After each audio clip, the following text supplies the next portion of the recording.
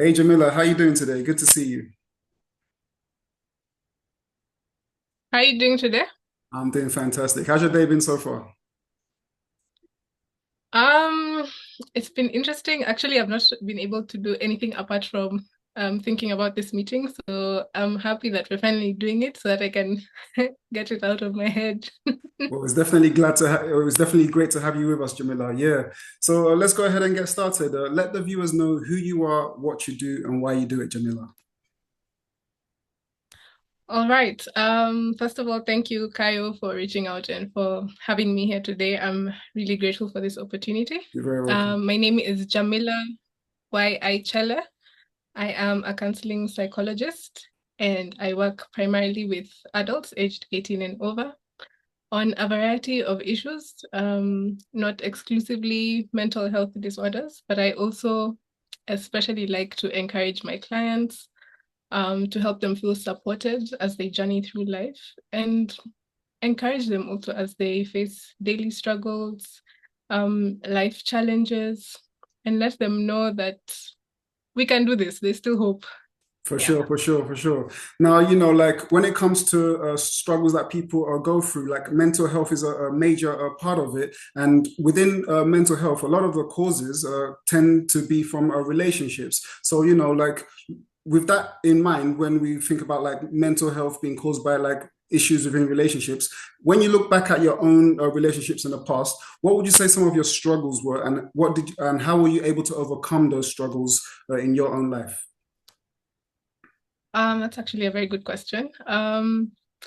Something actually that has stood out for me across all relationships, not just romantic, but cutting across, because it's true that in every aspect of life, there's some form of relationship. So for me, it is majorly that my personality, I'm an emotional person. So my emotions are big, and it has been interesting navigating those emotions in different settings. Yeah. So, for example, if it's the work setting, usually you hear people saying, you leave your emotions at home or at the door, you get into the office or whatever nature of your work is, and you focus.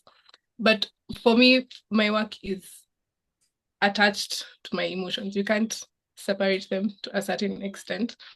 And I have encountered times that where when I separate the emotions, I feel like I'm separating myself completely, and so I'm not able to be as effective. Versus where I would lean into the emotions and have a more effective result or outcome. As far as intimate relationships goes, a challenge has been more so I think on the other party's side, how to deal with my emotions, because like I said, my emotions are big and you may not always find um people being comfortable enough or aware enough to know what to do with those emotions. So someone can run away because they might feel like I'm coming on too strong or something like that. But really what I've learned from that is giving people a chance to understand that, hey, this is how I communicate, this is how my emotions can come across, but really it's not what you think. Yeah, does that make sense? Yeah, it does make sense. It does make sense. And when you talk about like a lot of the issues being like to do with the other person, would you say that there were some expectations that you were having that weren't met, or what exactly you mean by the other person? Ah, definitely there's an expectation on my part that as soon as you make the decision to let me into your life, I had that expectation that you would be open to all of me. Like you'd automatically make room for me and everything that I come with, yeah. Not realizing that I also need to make room for the other person. So if it is someone who has a different emotional need compared to me, I need to understand that because our needs differ, then I should not make the assumption that they will automatically understand how to handle my emotions. And that is an assumption that can create a lot of misunderstandings, miscommunication as well. So it was also for me on my part to be able to make room for the other person and understand that, well, yes, because my emotions are big and I am very expressive, I would like to be heard, I would like to be understood, I would like, to justify myself. I also need to give the other person space and understand maybe they're not ready to talk at this point, or maybe they need a bit more time before they give me feedback. Because the other thing about being emotionally expressive is that there's that tendency for me to want a response immediately, and that is not always forthcoming. And so if I don't understand that, this person might communicate differently, or their response may come at a later date, then it can also cause anxiety, or it can create dissension. Yeah. Yeah, for sure. Like when you mentioned anxiety, when we're misunderstood, it can make people very anxious. So communication is always key. With that being Yeah. said, do you think it's very important to be able to communicate expectations in the beginning of a relationship, or do you feel like too many expectations can strangle a relationship? I believe the expectation should be communicated all through. And that is because the expectations that you can have at the beginning of the relationship may not be the same in the middle, may not be the same with each advancement, because both people, we keep growing and changing in our relationships. We keep growing as individuals, and our individual growth is going to impact how we relate with the different people in our lives. The people we were last year should not be the same people we are this year. There's always some form of change and form of growth, because again, we're always looking to improve ourselves. And that could be in terms of career, in terms of interactions, self-development as well. Even something as simple as finding a new hobby can change how you interact with the world, with the people around you. It can open you up. It can help you discover, parts of yourself that you didn't know. And so people in relationships or interactions generally with human beings, we should always be open-minded and aware that there'll always be some form of change, some form of growth. And so communicate your expectations, knowing that they can change even for you. You might imagine that at the start of the relationship, you knew where you'd want to be, at the 5-year mark. Then 5 years down the line, you realize actually you want to go a totally different direction, and that's okay. So yes, communicate expectations, but throughout, don't put yourself, in a box, because relationships are they can be very fluid. And if we put ourselves in boxes, it can create, again, miscommunication, misunderstandings. And so we should be open-minded and gracious as well. Excellent, excellent. Yeah, so like, speaking further on careers, because you mentioned careers, which also has a lot of expectations for people when they're going for their career. Now, within relationships, people always sometimes feel like, oh, you are putting your career first, but you're putting me last in this relationship. But at the same time, people do want to get on with their career, at the same time, maintain their relationship. So, in your opinion, how can that be balanced where somebody is going for their career but still wants to maintain their relationship without putting their partner second? How do you see that balance playing out? I think that always comes down to a person's values and goals for life. So it's okay to want to excel in your career and still excel in your relationship. And so it comes back down to, where do you see this person? What role do they play in your life?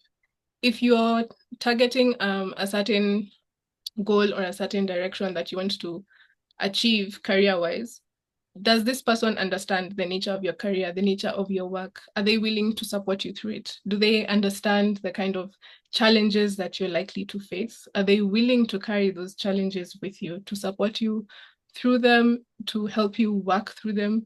Those are big questions, because especially today with so many options when it comes to career, you'd find there are some careers where maybe this person is traveling every other time. Are you willing to commit to a relationship where you're not going to see this person as much because they're constantly on the road?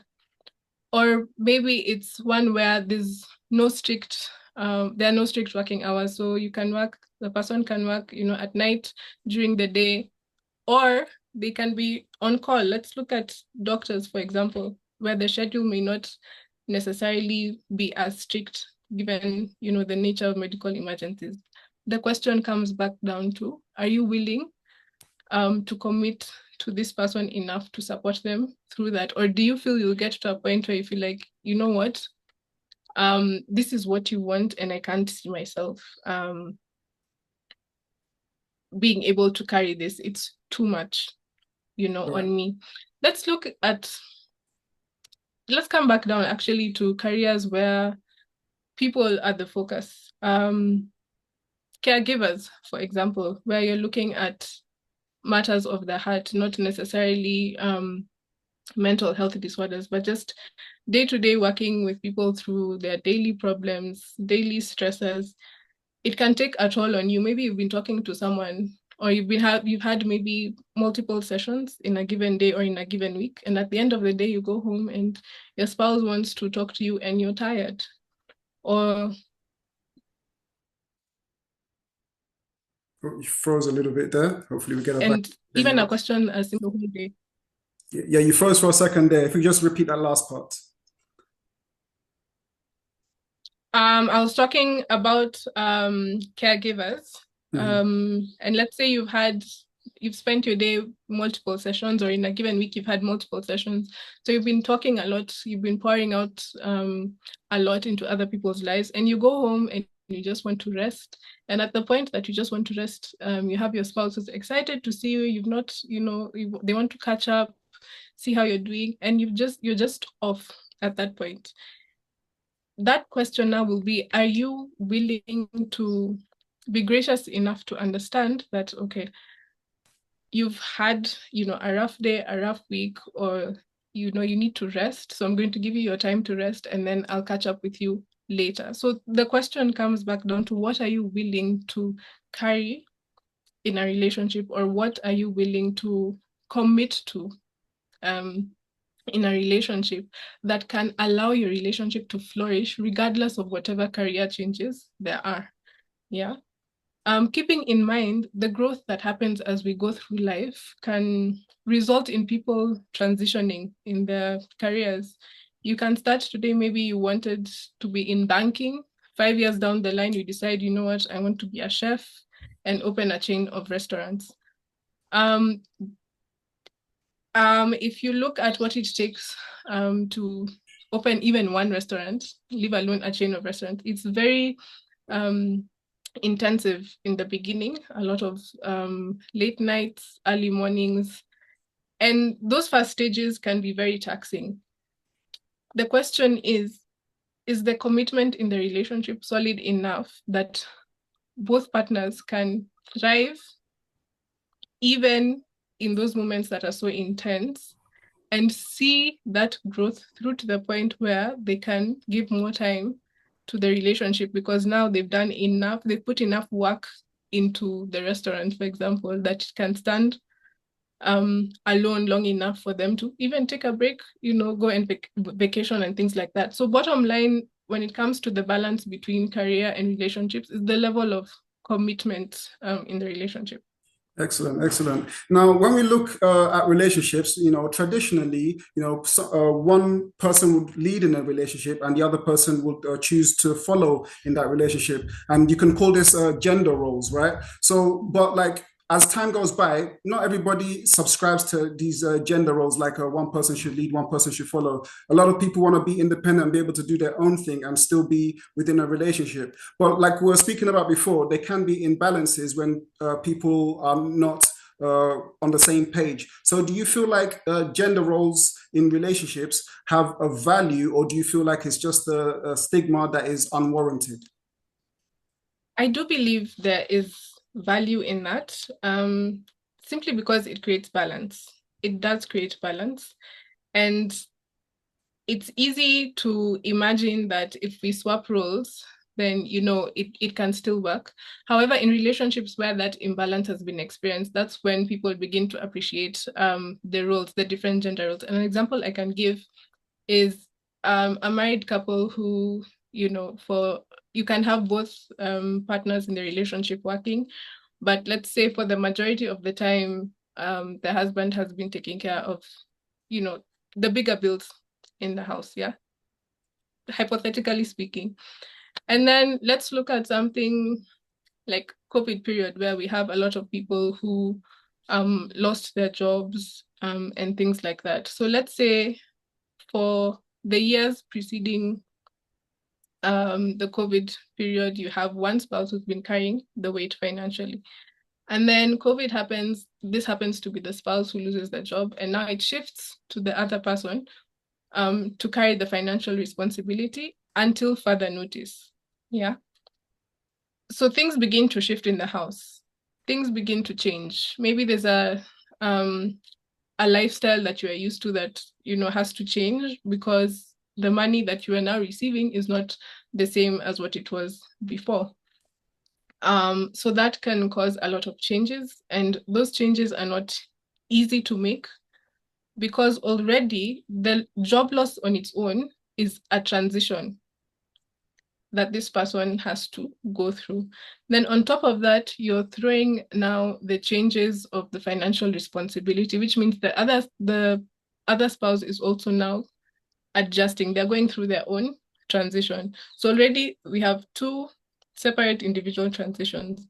And then now you bring in the joint transitions that have to happen, change in lifestyle, habits. If this is someone who is used to even the kind of places that they would frequent, whether it is eating out or the kind of hobbies that they're used to, even things like gym memberships, things like that. Suddenly now you have to shift and maybe now start doing your workouts at home. And you see, having a gym membership is so much more than exercise. It's a social space. It's a break from home. It's a break from your usual routine. So there's something different about, leaving home to go to the gym and then you go to work, or leaving work and then you go to the gym and then you go home. It's a break from the usual. Suddenly now you take out the gym and you have to work out at home in the same space where the same space where you have your family is the same space where you're doing your workouts, is the same space where you're now also transitioning, because you used to have a place to go. You had a place to go, let's say Monday to Friday, 8 to 5. Suddenly, that's not there. So the time you used to be at work, you're now at home. What are you doing with that time? And you see, at the very onset of this transition, it's not easy to just adapt quickly and be like, okay, let me now start looking for a job. It will take time to make that adjustment. While this is happening, also you have your partner who's also trying to figure out how to be gracious to you in this situation and not step on your toes. So there can also be a sense of walking on eggshells because you're not sure what to say. And it is true that sometimes you want to support someone, but you'll say something that actually comes out as offensive as opposed to supportive. Yeah. So now they're carrying the bills, they're carrying that pressure of wanting to be gracious and supportive and patient, but at the same time, they know that there's also that silent hope that maybe this situation will change. But what if it doesn't change? That is something that they also have to carry. And then if you throw now children into the mix, that's also another transition for the children. Because the thing about children is that they have expectations from their parents, and they may not always understand why these expectations are not being met. Yeah, when a child asks, they just want to receive. They don't want to know all the work that goes into making that response happen. So that can also add to the mental stress that can happen in that transition. Excellent, excellent. Now, you gave the example of COVID, like something that changes your lifestyle externally, and everything has to be rearranged that you wasn't expecting before. Well, the same can be said for internal emotions, where things change over time, and you don't necessarily feel the same way you used to feel before as your life progresses. With that being said, like relationships, there are different types of relationships and relationship dynamics. Monogamy is a one style, and there's also non-monogamy. So, like, in your opinion, with the lack of flexibility in monogamy, does it allow for people to evolve, or do you feel like there is something in non-monogamy that is missing in monogamy that is also beneficial to people's lives? I do believe that there's space to evolve even in monogamy. And the restrictions are restrictions that we put on ourselves. So even in monogamous relationships, there is a lot of space and freedom um, to grow and for growth. And it just comes down to the two people in that relationship. Granted, every single relationship is different, and all of us are different even as individuals.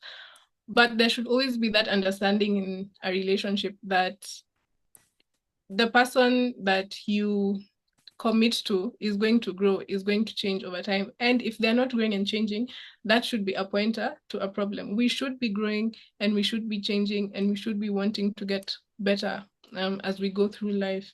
And there's space for that, and we can always create room for that when we feel like we are restricted. Yeah. So again, it also comes down to communication. What would you like to achieve? Are you able to share what you'd like to achieve in your life with your partner? And if you're not able to, what is that thing that is preventing you from being able to communicate with them? If you were once open with them, getting into the relationship, is there something that has changed in the middle as you um, went through the relationship, as you grew? What has changed about your communication that is preventing you to communicate? Because without that communication, the growth can be hampered as well.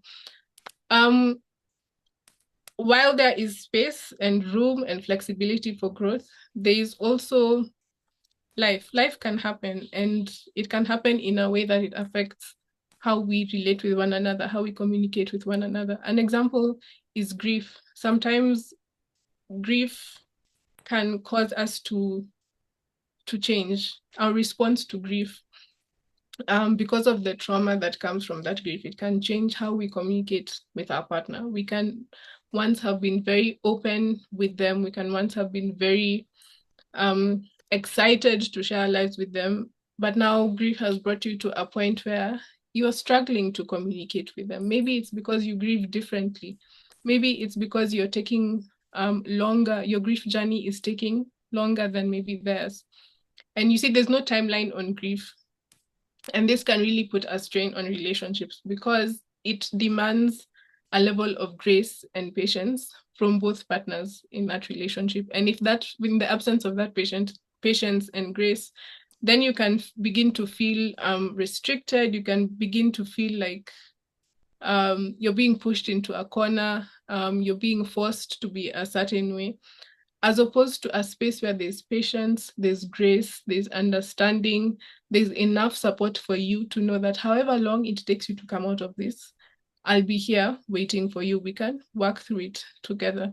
So sometimes you can find relationships ending not because the partners wanted to end the relationship, but because the strain that was put on the relationship by life was too much for both of them to sustain it.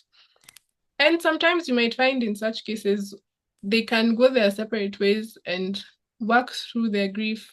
And you find when when they're able to get to a place where they're at peace with themselves and they've come to a place of acceptance, you'll find they can even come back together and continue to walk together. So again, it comes down to each person in the relationship, whatever life throws at us. Are we willing to communicate? Are we willing to be gracious, to be patient? Are we willing to remind ourselves every day of that commitment that we've made? Right, right. Yeah. Right, excellent. So, with that being said, people that end up in non-monogamous relationships, do you feel like it was down to a lack of patience and a lack of ability to communicate within a relationship, or do you feel like it's just different strokes for different folks? I do believe it to an extent, it's different strokes for different folks. I also believe there's an aspect of culture, changing beliefs, generational change. Sometimes people have experiences growing up that influence the decisions that they make as adults. So it is true that at the end of the day, sometimes it does come down to each his own. Right, right. Excellent, excellent. Now, regardless of if a relationship is monogamous or non-monogamous, jealousy can always arise in a relationship. For example, in a monogamous relationship, it could be, oh, I noticed that you're talking to this person often and it's making me feel a certain kind of way. Or in a non-monogamous relationship is you're spending more time with this partner than you're spending with me, and I don't like it. So, like, with that being said, when someone is feeling jealous in their relationship, how can they deal with these emotions of jealousy, and the person that is being accused of these jealous things, how can they communicate with their partner that there's nothing to be jealous about and overcome the situation? Let's start with the person who is experiencing these feelings of jealousy, yeah. I'd first come back to them as a person, yeah. So let's say it's me, for example. I'll come back to myself and try and dig a bit deep and find out where is this jealousy coming from. Could I have possibly had an experience in the past that has triggered these feelings right now? Did this person do something similar that has happened before and triggered these feelings, and therefore it is pointing to an insecurity that I have? Or could it be that this person is behaving in a way that makes me feel um, offended? And so I need to be able to communicate that I appreciate that this is not what you are doing. However, I am not comfortable with it. So going forward, I would prefer that you do not do this, or you do not behave in this way. So it could be, it comes down to finding out if it's a question of insecurity on the person who is experiencing the jealousy, or if it is a question of boundaries. Yeah, because it is true that when we get into relationships, that each person should have their boundaries, and so are those boundaries being respected? If they're being disrespected, why are they being disrespected? On the part of the person whose behavior is triggering these feelings of jealousy, what is it that could be causing them to disrespect the boundaries or do what they did? Could it be on their part it's harmless, and that is what they have grown up knowing, that is an experience that they are used to, and they are simply being themselves?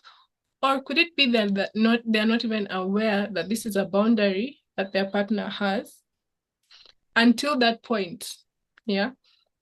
Until that point, when they do that thing or they say that thing, is when their partner says, "Oh, so when you did this or when you said this, it made me feel like this."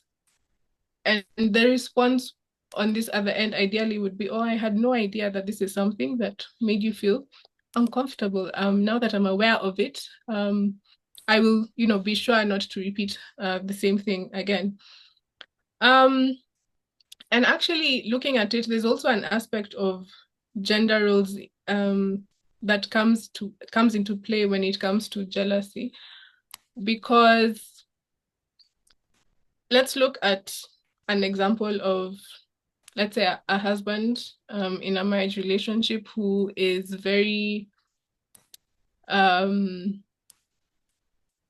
career focused, and maybe this is a businessman, and in business you need up talking to a lot of people, and maybe they are with a partner who is not as let's say extroverted as they are. And so if these two are at a social event, this man could be going about building networks for his business, creating business deals and things like that.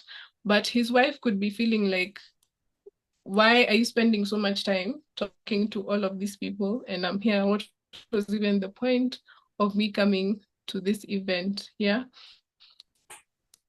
For the man, he's reasoning in terms of it's self-development, career development, but it is also his role as also because it benefits us. But for his wife, he's looking at it in terms of you brought me to this event and now you're not even, talking to me, you're going around talking to all these other people.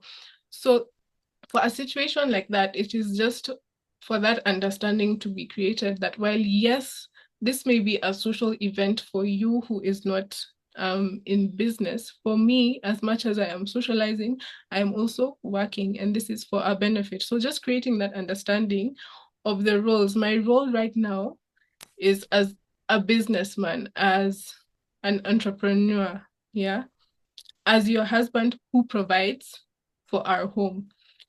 I would like you here with me, not so that you stand here and watch me talk to all of these people, but so that I'm inviting you into this space so that you can see me in my role as your husband, as a businessman, as a provider in our home, but also as someone who wants you in this part of my life to support me.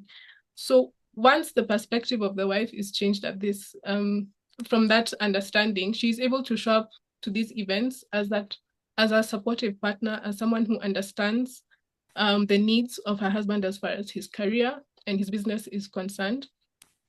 And it also understands her role as the wife in supporting him as he goes after what he would like to achieve. And this also it also emphasizes the husband's role in the sense that once he feels supported, he is also able to be a better husband to her. And so in her place of work or whatever she would like to achieve, there's also that sense of she supported me when I was doing this, I'm going to support her also while she was doing that. So there's also an aspect of gender roles that comes into play there. Yeah. Excellent, excellent. Yeah, that's a very interesting viewpoint because it all comes down to how you look at situations and the way you can communicate with each other to understand those situations better.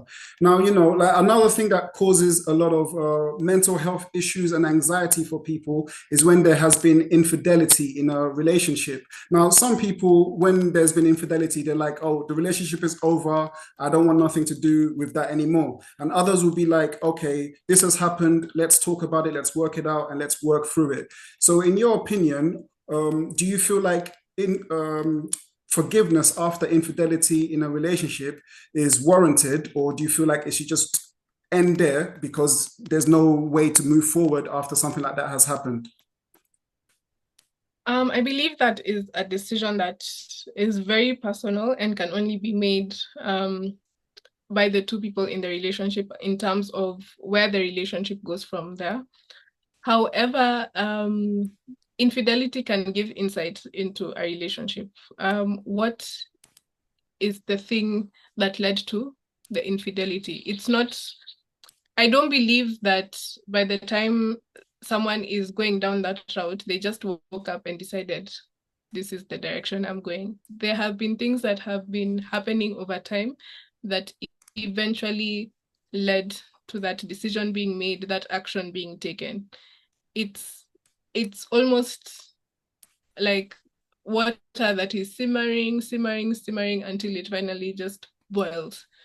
So the infidelity is actually a pointer to something deeper going on in the relationship. And so for those who opt to sit down and talk about it, they actually, dig deep and find out that they've actually been small things that have been tearing away at the relationship over time. And the infidelity was as a result of that. And from that point, they might feel like, okay, so if we repair these little cracks, if we work on this and if we work on this, we can bring back the relationship to a point where we are both mutually satisfied and are able to grow from there. For others, you might find that is the final straw for them. They feel that they cannot rebuild that trust after experiencing something like that. They may feel like it will be too much to ask them to rebuild that trust. And so they opt to end the relationship there, even having understood what could have caused the infidelity.